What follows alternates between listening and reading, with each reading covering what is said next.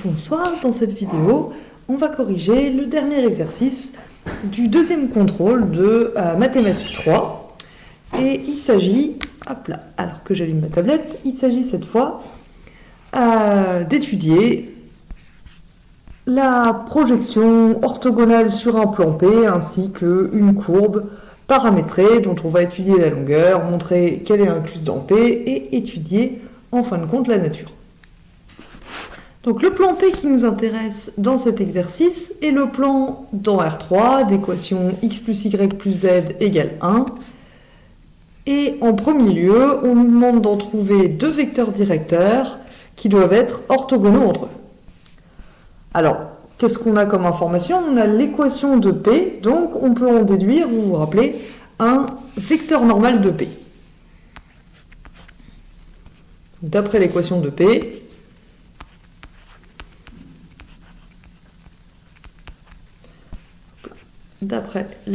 P, le vecteur 1, 1, 1 est un vecteur normal à P.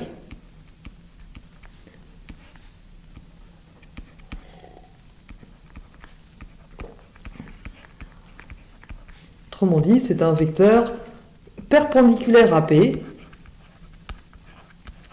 Et les vecteurs directeurs sont les vecteurs qui vont être orthogonaux au vecteur normal. Du coup, on cherche deux vecteurs U1 et U2. U1, je vais noter ses coordonnées x1, y1, z1. Et sans grande originalité, U2, je vais noter ses composantes x2, y2, z2. Je cherche donc deux vecteurs qui vérifient. Alors, il faut que U1 soit un vecteur directeur de P, donc on veut que U1 soit orthogonal au vecteur n. On veut que U2 soit également orthogonal à n. Et on veut enfin que U1 et U2 soient orthogonaux entre eux. Donc les deux premières conditions correspondent à U1 et U2 vecteurs directeurs de P.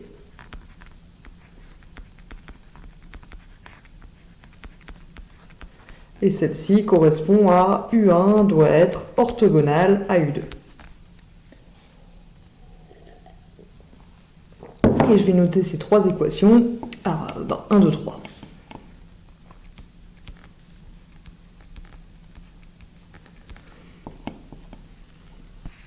Alors on va commencer par choisir un vecteur U1.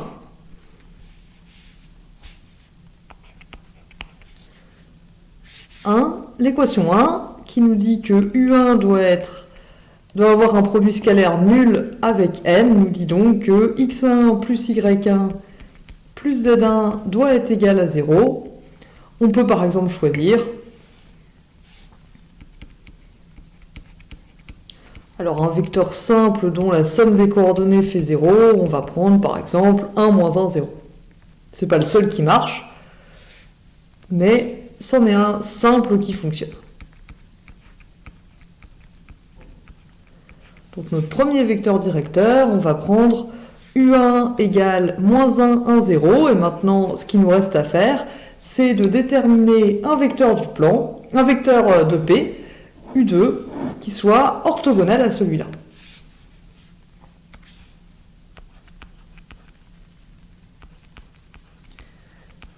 Et maintenant, du coup, 2 et 3.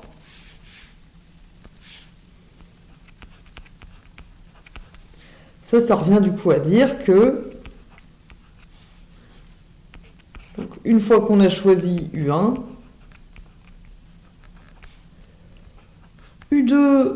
l'équation 2 nous dit que U2 aussi doit vérifier l'équation U2 perpendiculaire à n, donc U2 plus Y2 plus Z2, ça doit faire 0.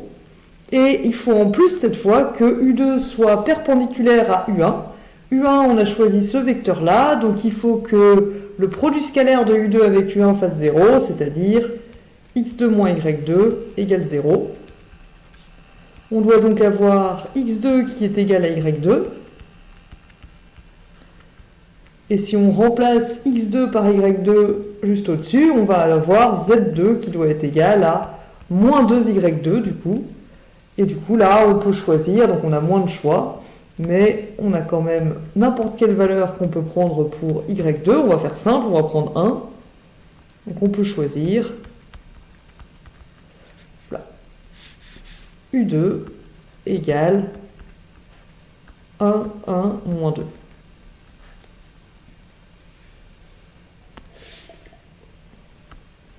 Et en faisant ça, on a trouvé deux vecteurs directeurs de P qui sont orthogonaux de Z2.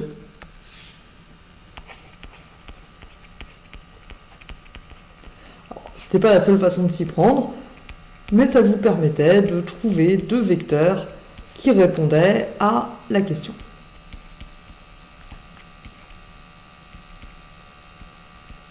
Notre conclusion, c'est que ces deux vecteurs dirigent P et sont orthogonaux.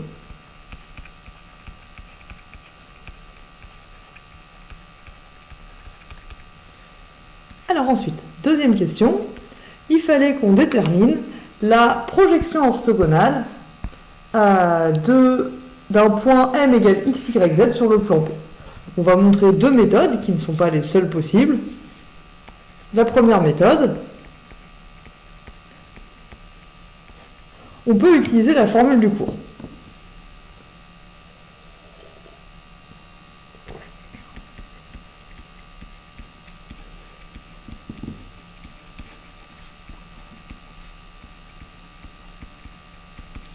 Donc on voit que, alors pour la formule du cours, il nous faut un point de P et deux vecteurs directeurs orthogonaux, comme on a trouvé à la question 1. Il nous faut quand même un point qui est sur P. Alors on peut remarquer avec l'équation que le point 1, 0, 0, par exemple, il appartient à P.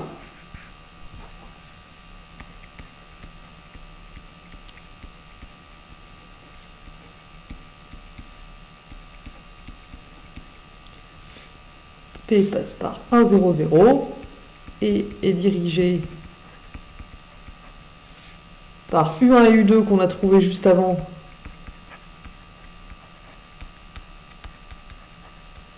avec U1 perpendiculaire à U2. Donc, si on note H le projeté de M sur P,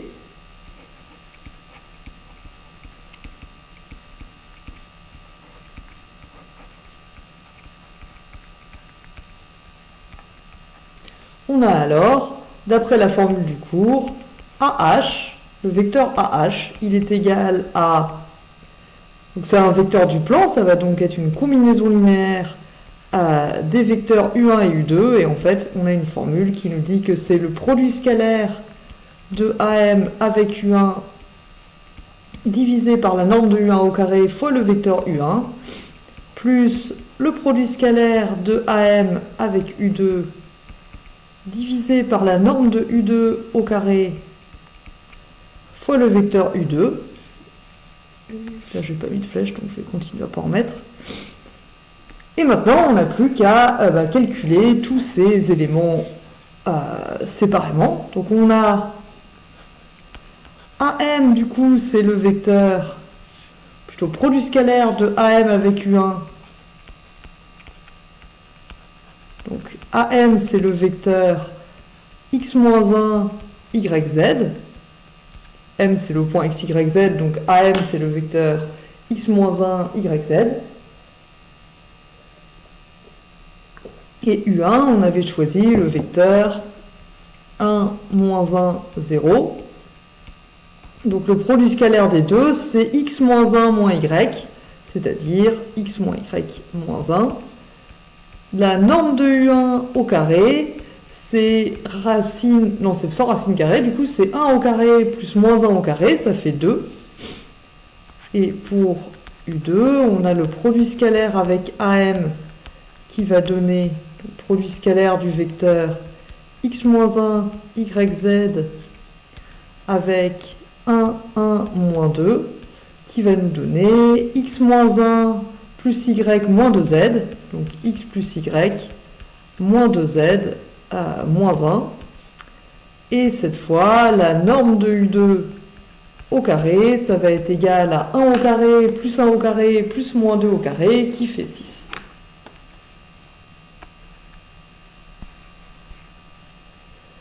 Donc, AH,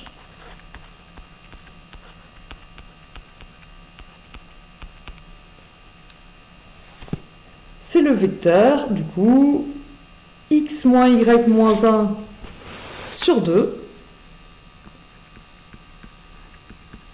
fois le vecteur U1, donc 1, moins 1, 0, plus x plus y moins 2z moins 1 sur 6, fois le vecteur 1, 1, moins 2. Et là, on peut tout mettre sur 6 et tout mettre dans le même vecteur. Excusez-moi un instant.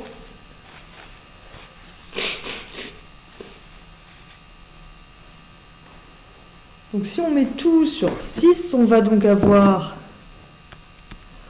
1 sixième. Donc là, il faut que je multiplie par 3 en haut et en bas, et après je multiplie par le vecteur. Donc je vais avoir 1 sixième de 3x moins 3y moins 3, et moins 3x plus 3y plus 3. La dernière composante, c'est 0, quoi qu'il arrive. Plus 1 sixième de x plus y moins 2z moins 1 deux fois. Les deux premières coordonnées ici sont égales.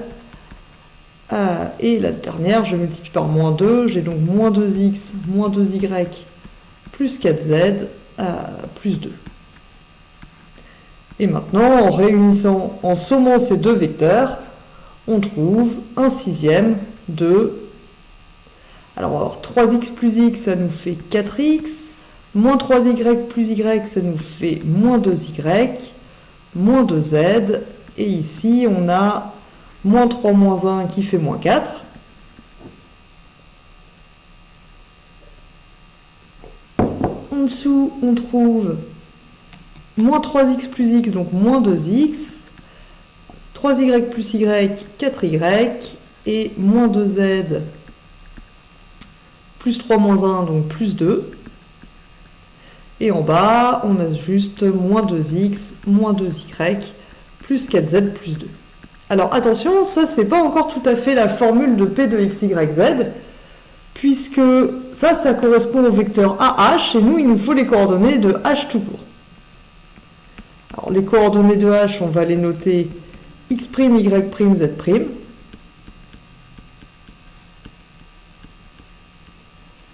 Et du coup, AH, c'est le vecteur x' moins 1, y', z', puisque A, c'est le vecteur, c'est le point 1, 0, 0. Donc, on a x' moins 1, enfin plutôt x', il va être égal, en mettant le 1 de l'autre côté, à 1 plus 1 sixième. Je vais mettre sur une fraction, ça prend vraiment de place. Plus 4 moins 2y moins 2z moins 4 sur 6. Et par contre, y' et z' sont donnés par la formule qu'on vient de trouver. Moins 2x plus 4y moins 2z plus 2 sur 6. Z' qui est égal à moins 2x moins 2y plus 4z plus 2 sur 6. En mettant tout sur le même dénominateur, ici, je vais avoir 4x moins 2y moins 2z moins 4 plus 6. Donc je vais avoir 4x moins 2y moins 2z plus 2. Et comme c'est divisé par 6, je peux simplifier. En me divisant par 2 en haut et en bas, on obtient 2x moins y moins z plus 1 sur 3. Ici, en divisant par 2 pour simplifier, on a moins x plus 2y moins z plus 1 sur 6. Et ici, moins x moins y plus 2z plus 1 sur 6. Conclusion du coup.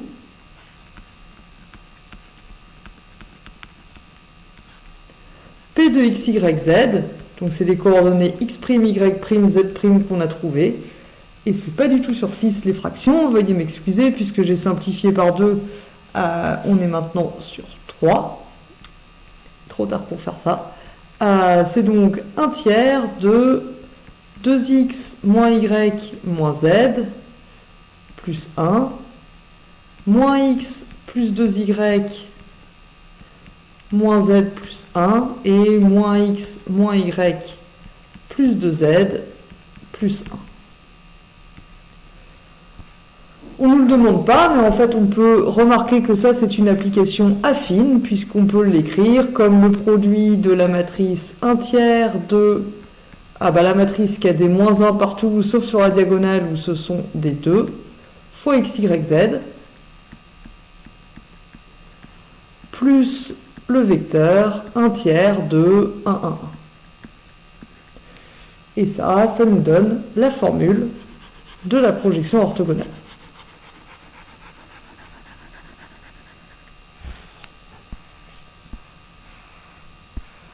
Très bien. Alors maintenant, une deuxième méthode, pardon, je me suis perdue. Je voulais vous montrer non pas juste une, mais 2 méthodes pour trouver ce P de x, y, z. Donc la méthode 2, on repart de la définition du projeté orthogonal.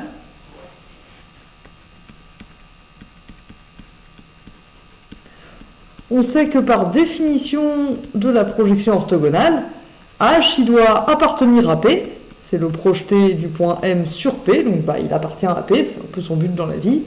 Et de plus, on sait que puisque c'est un projeté orthogonal, la droite MH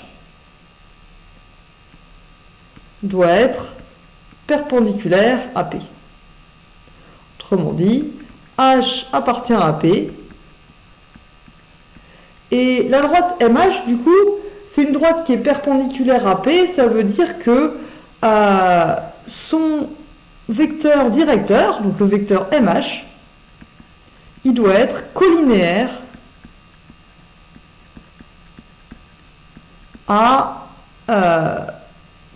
il doit être collinéaire au vecteur normal à P. Donc attention, ici, il ne faut pas se planter entre qu'est-ce qui est collinaire et qu'est-ce qui est perpendiculaire. Ici, la droite MH est perpendiculaire à P. Le vecteur n, c'est un vecteur normal, il est aussi perpendiculaire à P, donc les deux doivent être dans la même direction. Ils doivent être tous les deux collinaires. Et maintenant, si on écrit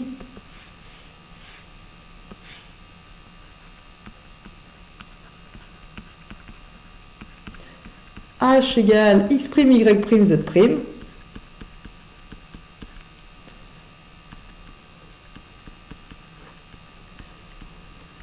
ce système serait écrit x' plus y' plus z', ça doit faire 1, puisque h appartient à P, et MH est de coordonnées x' moins x, y' moins y, et z' moins z, et ça doit être égal à alpha fois le vecteur 1, 1, 1,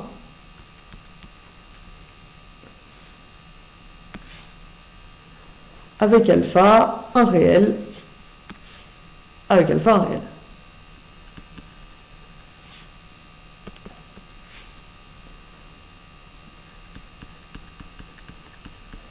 Pour faire une phrase complète, on notant h égale x', y', z'.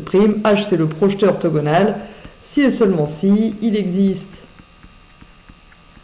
un alpha dans R, tel que, on ait ces 4 équations. Alors, les 3 dernières nous permettent d'exprimer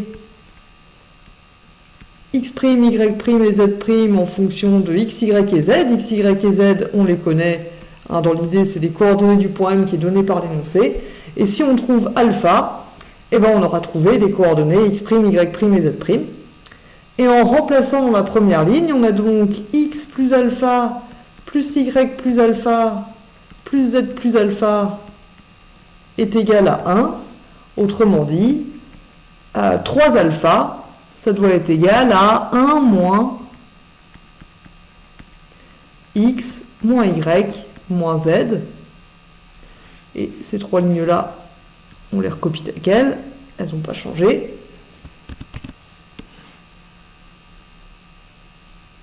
Donc alpha, ça doit être 1 moins x moins y moins z sur 3. Et on en déduit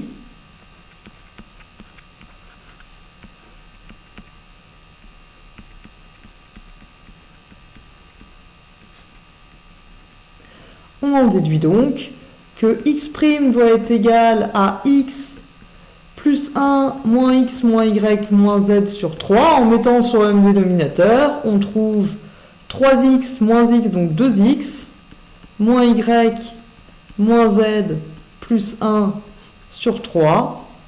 Y', ça doit être égal à y plus alpha. En mettant tout sur le même dénominateur, cette fois on trouve moins x plus 2y moins z plus 1 sur 3. Et enfin, z', ça doit être égal à z plus alpha. Excusez-moi. Hop. 1 moins x moins y moins z sur 3 qui doit être égal du coup à moins x moins y plus 2z plus 1 sur 3. Et on retrouve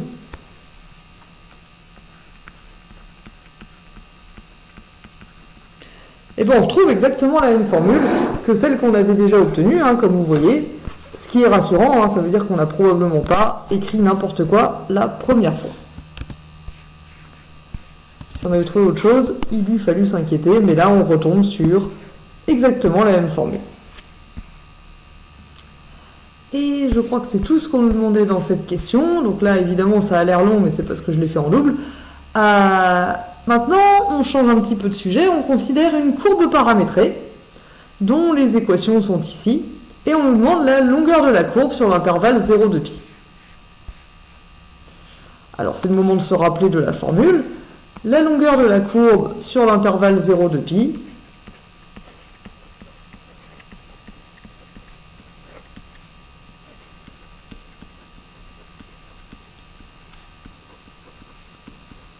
c'est du coup donné par, je vais la noter L, c'est l'intégrale entre 0 et 2π de la norme de C' de t.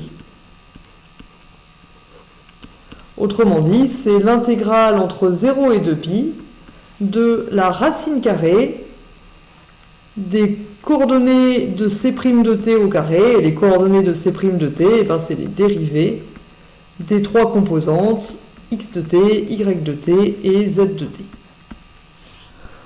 C'est ça qu'il faut qu'on calcule.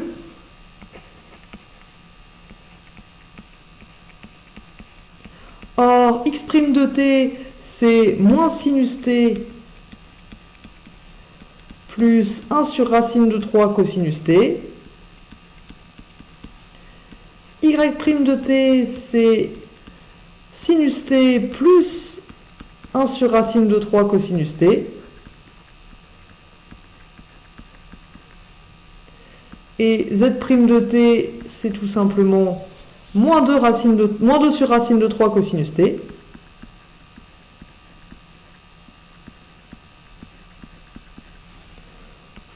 Donc, si on met tout ça au carré et qu'on somme, alors qu'est-ce qu'on va avoir?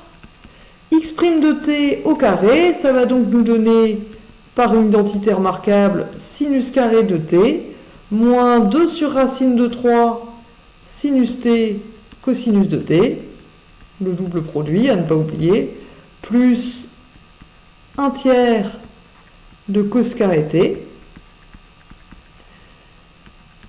Y' de t au carré, ça va beaucoup ressembler. On va avoir sinus carré t, cette fois plus 2 sur racine de 3 sinus t cosinus t, plus 1 tiers de cosinus carré t. Et enfin, z' de t au carré, ça nous fait 4 tiers, 2 sur racine de 3 au carré, donc 4 tiers de cosinus carré t. Alors maintenant, on somme tout, on s'aperçoit que les doubles produits se simplifient il nous reste 2 sinus carré t plus 2 tiers plus 4 tiers, c'est-à-dire 6 tiers, donc 2 cosinus carré t. Et ça fait 2, puisque sinus carré plus cos carré, ça fait 1. En fin de compte, du coup, L, c'est l'intégrale entre 0 et 2pi de racine de 2, donc racine de tout ça, dt, c'est-à-dire ça nous fait racine de 2 fois 2pi. Je vais l'écrire 2pi racine de 2 pour que ce soit plus lisible. Donc on obtient finalement que la longueur de la courbe entre 0 et 2pi, c'était égal à 2pi racine de 2. Et je crois que c'est tout ce qu'on nous demandait dans cette question. On nous demande ensuite une paramétrisation de la tangente AD, de la tangente AC en point t égale pi sur 3. Donc là, il s'agit de se rappeler comment ça marche les droites tangentes. Et ce qu'on sait, c'est que la droite tangente D, la droite tangente D, c'est la droite qui par C de pi sur 3.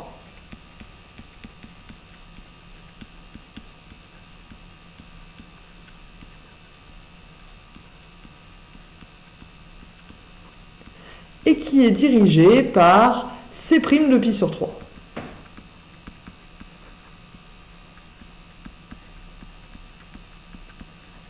Or, C de pi sur 3, en reprenant les équations, en reprenant les équations de C, donc ça va être 1 tiers plus cosinus pi sur 3 plus 1 sur racine de 3 sinus pi sur 3.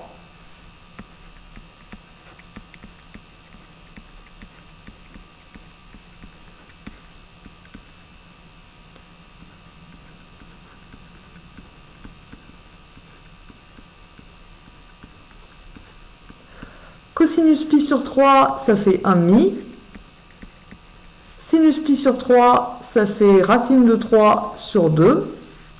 Et ça, c'est la première composante de C de pi sur 3. Pardon, j'ai mis un égal qui était un petit peu prématuré ici, puisqu'il me faut quand même les autres composantes. Les autres composantes, ça va être 1 tiers moins cosinus pi sur 3, donc moins 1,5, et plus 1 sur racine de 3 sinus pi sur 3.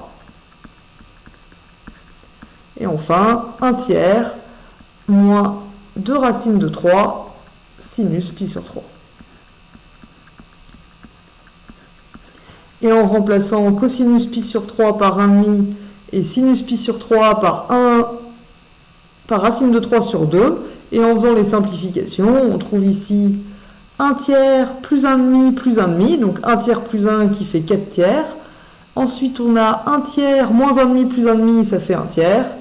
Et enfin, 1 tiers moins 2 fois racine de 3, 2 sur racine de 3 fois racine de 3 sur 2, ça fait 1 tiers moins 1, ça nous fait moins 2 tiers. Donc ça, c'est C de pi sur 3. C' de pi sur 3, en reprenant les expressions qu'on a obtenues, c'était... Alors, reprenons C' de pi sur 3 qu'on a calculé juste ici. C' de pi sur 3, c'est moins sinus pi sur 3 plus 1 sur racine de 3 cos t. Moins sinus pi sur 3 plus 1 sur racine de 3 cosinus pi sur 3. Le même avec un plus sinus pi sur 3 moins 1 sur racine de 3 sinus pi sur 3, cosinus pi sur 3, pardon.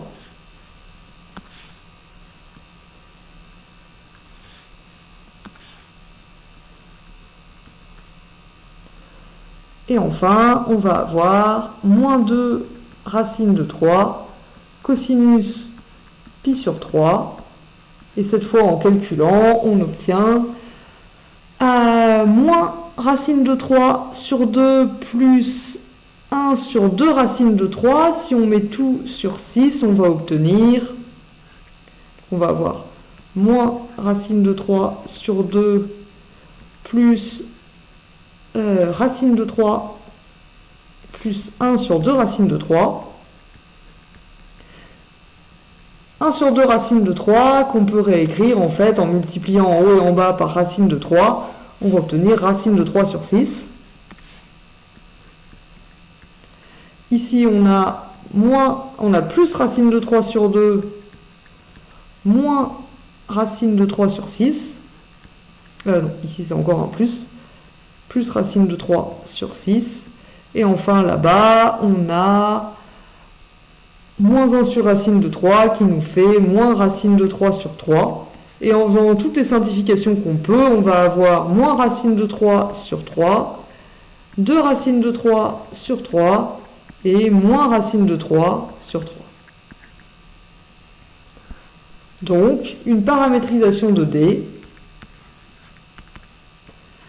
ce serait x égale 4 tiers, donc c'est les coordonnées du point qu'on a trouvé, 4 tiers, 1 tiers, moins 2 tiers, plus t fois les coordonnées du vecteur.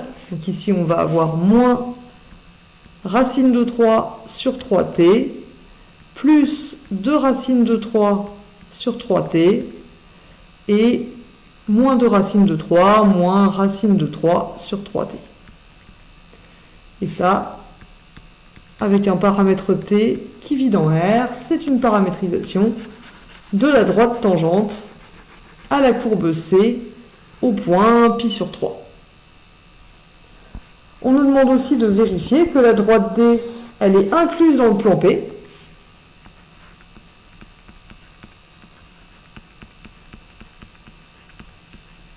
Si je prends un point qui appartient à D,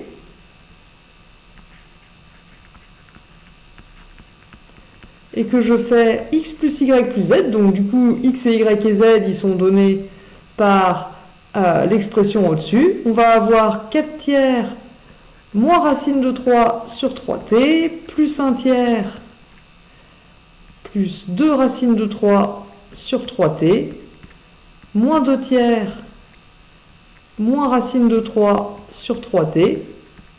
Ici, on voit que tous les termes avec t se simplifient. Il nous reste 5 tiers moins 2 tiers, c'est-à-dire 3 tiers qui fait 1. Donc, M appartient à P. Donc, tous les points de D sont des points de T.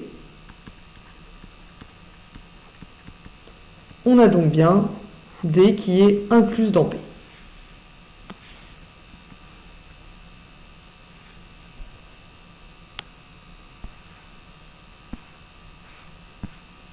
On pouvait aussi vérifier si on n'avait pas trouvé la paramétrisation.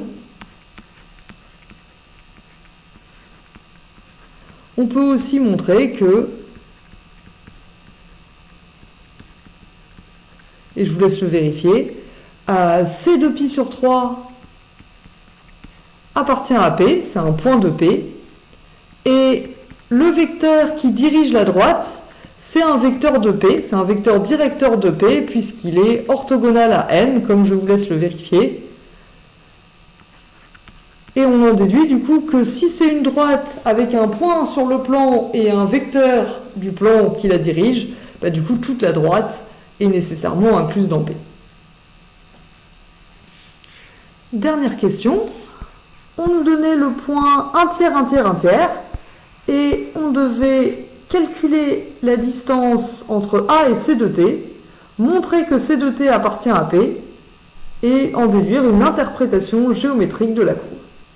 Ça, c'était la question bonus, elle est peut-être un petit peu plus difficile. Alors, si vous prenez A égale 1 tiers, 1 tiers, 1 tiers,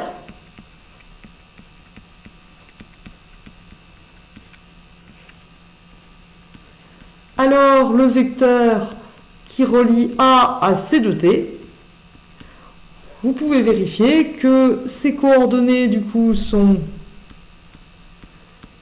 cosinus t plus... Hop là, que je ne me trompe pas. Cosinus t plus... Donc, en fait, on soustrait 1 tiers à toutes les coordonnées. Là, donc, on va avoir plus 1 sur racine de 3 sinus t. Moins cosinus t... C'est ça, moins cosinus t... moins cosinus t plus 1 sur racine de 3 sinus t.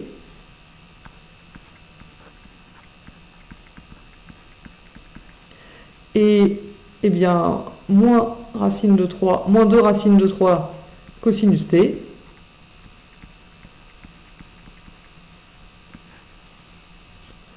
Et du coup, la distance entre A et C de t, c'est la norme de ce vecteur. Et là, si vous faites le calcul, vous allez voir que c'est très similaire à ce qu'on a fait pour la longueur de la courbe. Donc on va mettre ces trois coordonnées au carré, puis on va sommer. On va donc avoir cosinus carré t plus 2 sur racine de 3 cos t sinus t, plus 1 tiers de sinus carré t. Alors, je vais prendre de la place. Je vais décaler un petit peu ça pour pouvoir tout écrire sur la même ligne. Toc, on va tricher un peu.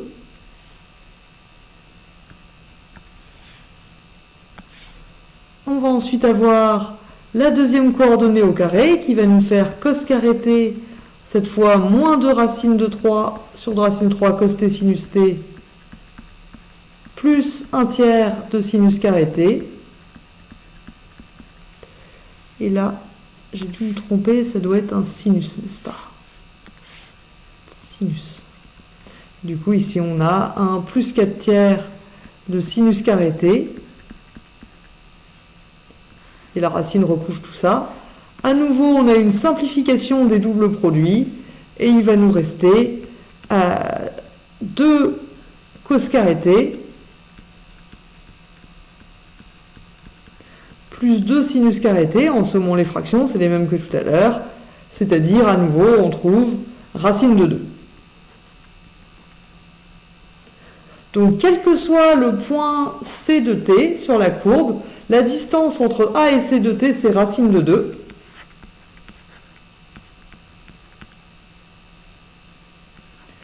Et je vous laisse vérifier que x de t plus y de t plus z de t, donc ça fait la somme de ces trois coordonnées plus un tiers à chaque fois, et en fait ça fait 1. Donc pour tout t dans 0 de pi, C de t appartient à P. Et du coup, en fait, la courbe qu'on étudie, elle est incluse dans le plan et elle contient les points qui sont à une distance racine de 2 de A. Donc, conclusion, C de t paramétrise le cercle de centre A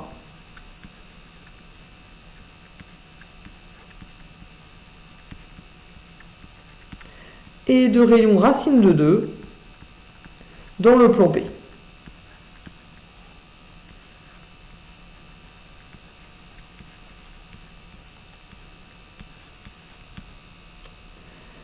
Et c'est tout ce qu'on avait à dire sur ce contrôle. J'espère que c'était clair et je vous remercie de votre attention.